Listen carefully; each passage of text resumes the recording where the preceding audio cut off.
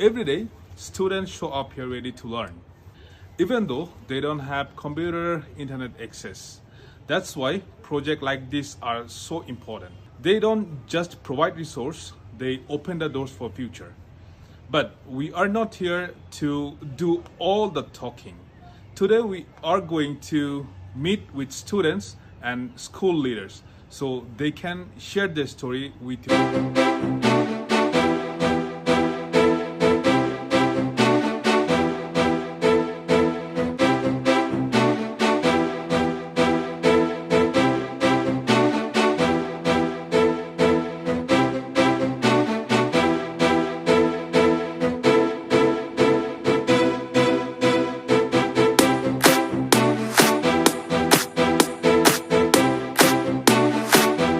Okay, thank you. I'm Mugenzi Eugene, head teacher of Ubumwe St. Kizito School. This school, Ubumwe St. Kizito, is a school which is located in Rwanda, Northern Province, Musanze District, Musanze Sector. It is a private school which was created by parents in 2007, and it got its accreditation in 2016. What does a regular school day look to you? Thank you so much. For last teachers, we usually reach here by 10 minutes to 7. Yes. Then by 7 sharp, the kids are already here in classes. And they have to be prepared, being helped by the teachers for morning preps. Then at 15 minutes to 8, the kids usually have general morning assemble, where they are given motivational tasks each and every morning. From there, they usually do different tasks to motivate them. Then after general assembly, we immediately enter into classes. Then at 5 minutes to 10, the kids go for break and they have some snacks for breakfast. Then after breakfast, they go back, breakfast and they break, they go back in their classes. They continue studying as usual. But on most especially on Wednesday and Friday, they usually have clubs, debates, sports, arts, so to balance academics and extracurricular activities. That is how it is. Could you please share with us, how long have you been working at this school? I have been working at Ubumwe St. Kizito in 2021, just after the period of COVID-19. I've been here for 4 years. Oh, that's great. And if you could share with us, how many students do you have and how many teachers do you have? Ubumwe St. Kizito School has 2 sections. In the nursery section, we have 109 students, while in the primary section, we have 250. So in total, we have 359 students. The teachers, number of teachers, we have 13 teachers. In the primary, we have 9, while in the nursery, we have 4 teachers. But those teachers are guided by one director of studies. And there are some people, 5 people who work here as supporting staff. So there we can say cook or cleaners and the other people who help in our daily activities of education. All right, sir. And could you please tell us what are the biggest challenges facing St. Kizito today? Here at Ubumwe St. Kizito, we have different challenges, which can be taken as the obstacles of our activities. We can say, for example, we don't have computer lab, while the students have to study ICT. So to study ICT, they need to have computers, but unfortunately we don't have So only we'll use one computer which is being used by the headmaster Yes. of the school. Yes. But sometimes when they are studying ICT, we can lend it to a teacher of ICT. That is the biggest challenge that we have. So another challenge is related to books. We don't have a library. Yes. To read. Children use some papers that we can take from different books, Yes. and we make some copies, Yes. and we rent them to read or in the class or to go with them at home. Yes. And sometimes we write texts on the chalkboard. Number 3 is about playgrounds. Yes. Yes. So as you have seen, this school, we don't have playgrounds. Yes. Only we can use a playground which is located at nursery, Yes. and another one which is located at primary. Yes. But both are not taken as playgrounds. Only we use them to run, to play different games. Yes, yes. But they are not taken as playgrounds. There is no limitation there. And the other materials that can be used in games. Number 4, it is about transport means. Yes. Yes. So you see, we are in the area where people want to send their children here. Yes, yes. But some of them are not the neighbors of the school. They are in 2 kilometers, 3 kilometers, Yes. but the children take many minutes to reach the school.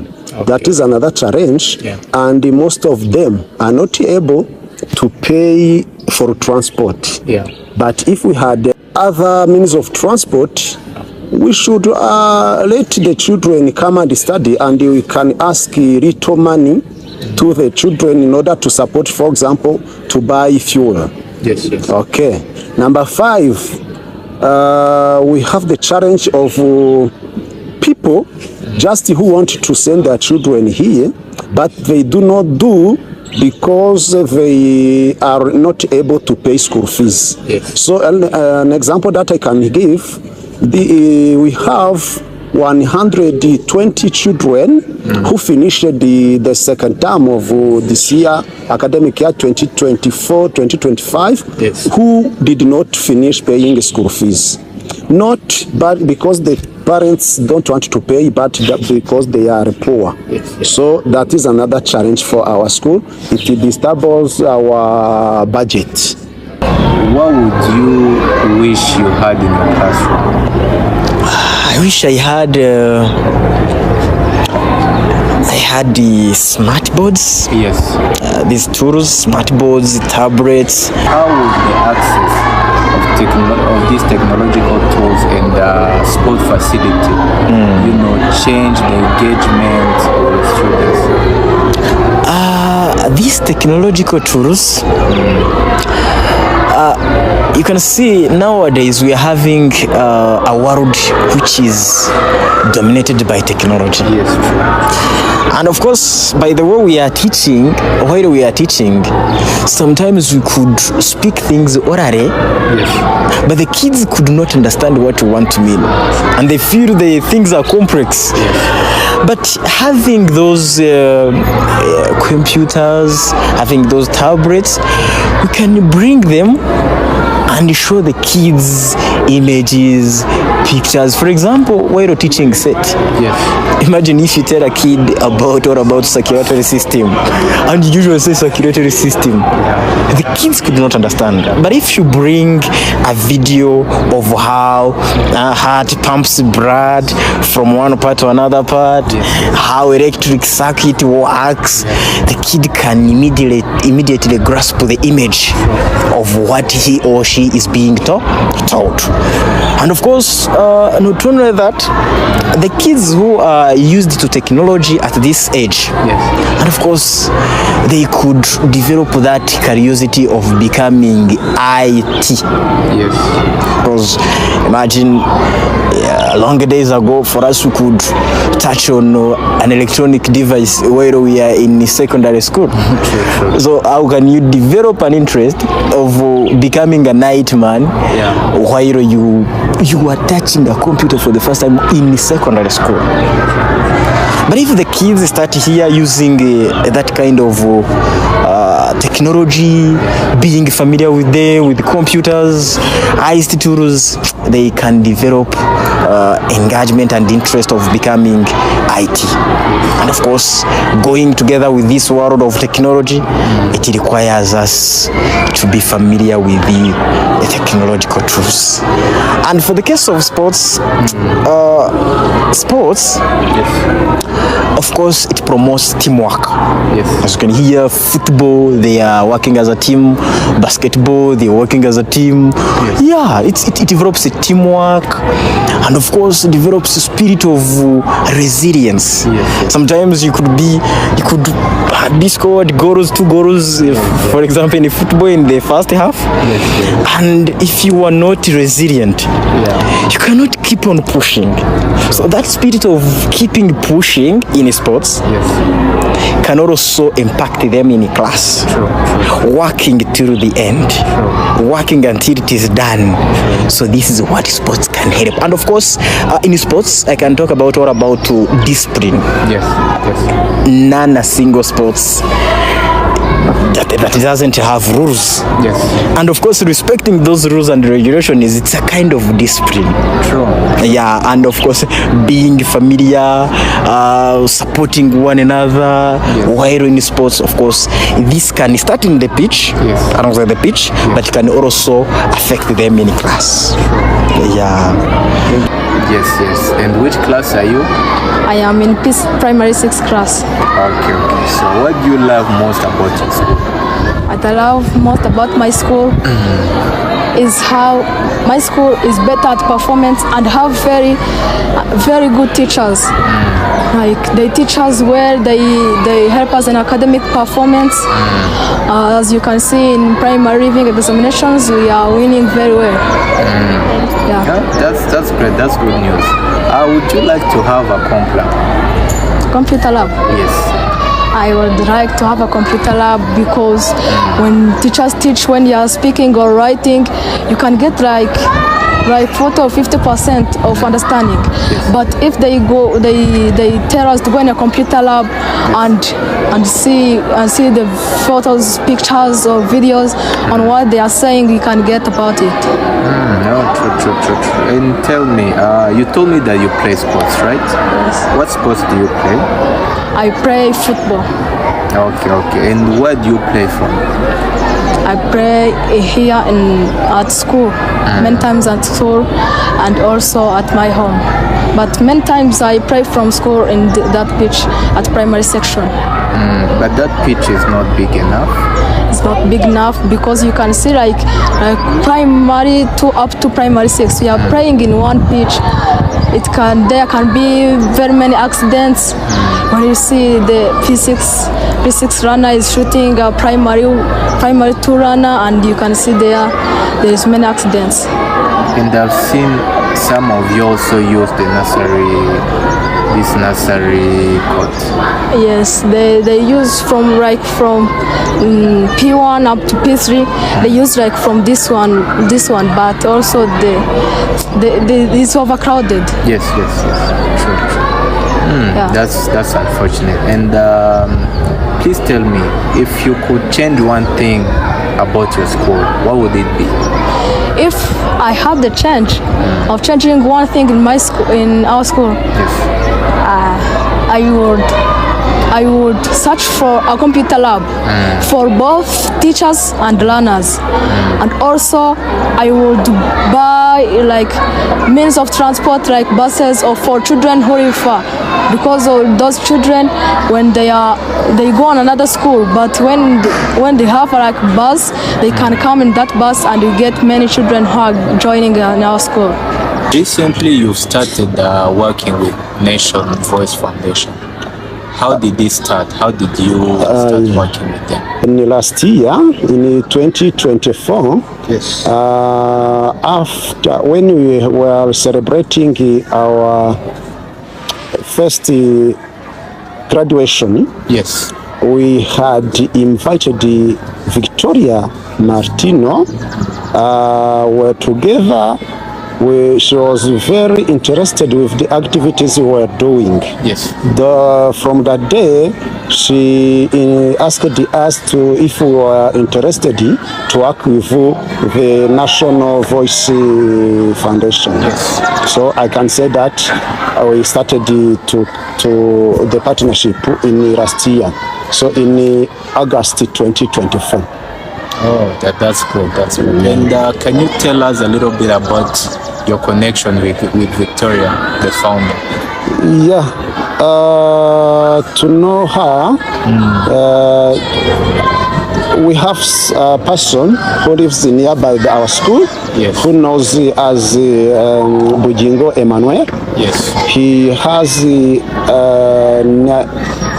a non-governmental organization which deals with environment. Yes. So some days he asked us to let the students from outside to come and work with us voluntarily. Yes. So in that, it is in that case, even Victoria came here for the first time just in August 2024.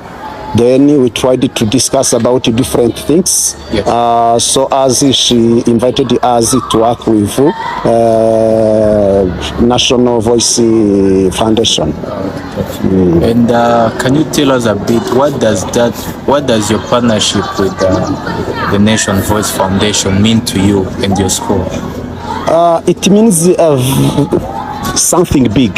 Yes. Because with National Voice Foundation, Yes. we will be able to exchange different experiences with that foundation, with other schools that the foundation can work with. Yes. So different skills will be gotten by that foundation. And what else would you tell somebody watching this video? Somebody who can watch this video, I can ask him if he's able. Yes. Can support this school to see how to eliminate some challenges that we face. Yes. For example, to have a school like this with more than 350 children, yes, without playgrounds, it is a very big challenge. So if we have the playgrounds, library, means of transport to put those people from different areas, to have also desks, the desks that I have not talked about. Those ones that we have are not enough according to the number of children that we have. Yes. And those ones that we have are old, very old. Yes. They have to be replaced. So if someone watches this TV and is able to support us, we can say, okay, it can be done, and we will thank our God and those people who can help us. Yes. So by their help, we can reach our mission. Yes. Yeah. Thank you. Thank you very much. Mm-hmm.